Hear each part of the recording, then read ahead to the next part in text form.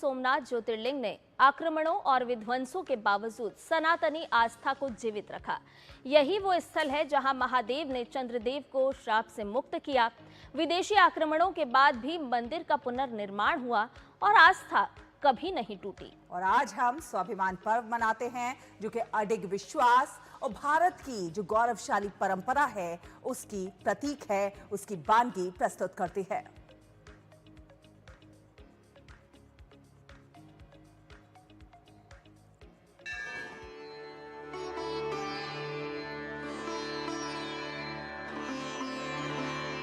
सोमनाथ क्यों कहा जाता है?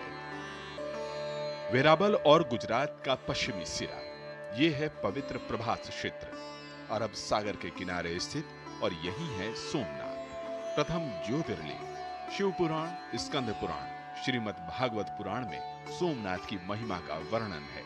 ये वो स्थल है जहां देवादिदेव महादेव ने चंद्रदेव को दक्ष प्रजापति के शाप से मुक्त किया था।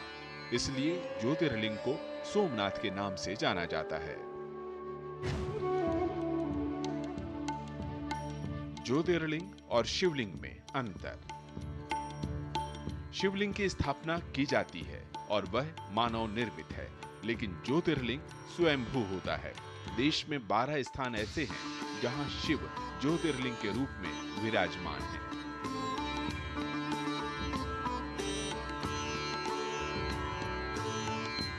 दक्षिणी ध्रुव तक 1 इंच जमीन नहीं।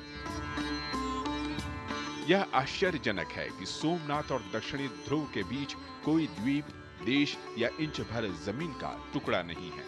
भौगोलिक रूप से सोमनाथ से एक सीधी रेखा दक्षिणी ध्रुव तक जाती है। यह भारतीय ज्ञान और उसकी परंपरा का अमिट साक्ष्य है। सोमनाथ स्थित बाण स्तंभ इसकी पुष्टि करता है। सोमनाथ पर आक्रमण। सोमनाथ की महिमा और इसकी कीर्ति विश्व विख्यात थी।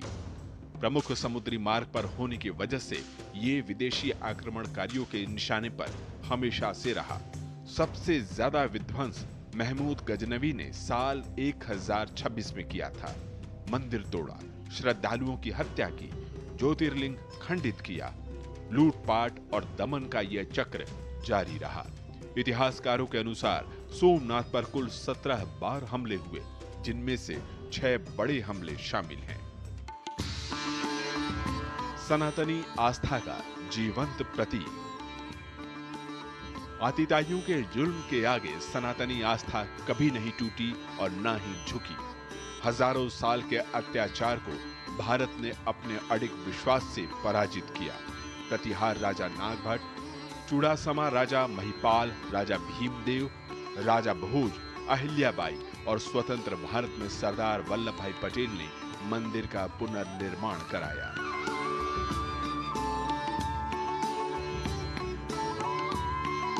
स्वाभिमान पर्व। आतिताइयों की हार सनातनी परंपरा के विजय का उत्सव है स्वाभिमान पर्व। प्रधानमंत्री नरेंद्र मोदी 11 जनवरी को सोमनाथ शौर्य यात्रा का नेतृत्व करेंगे।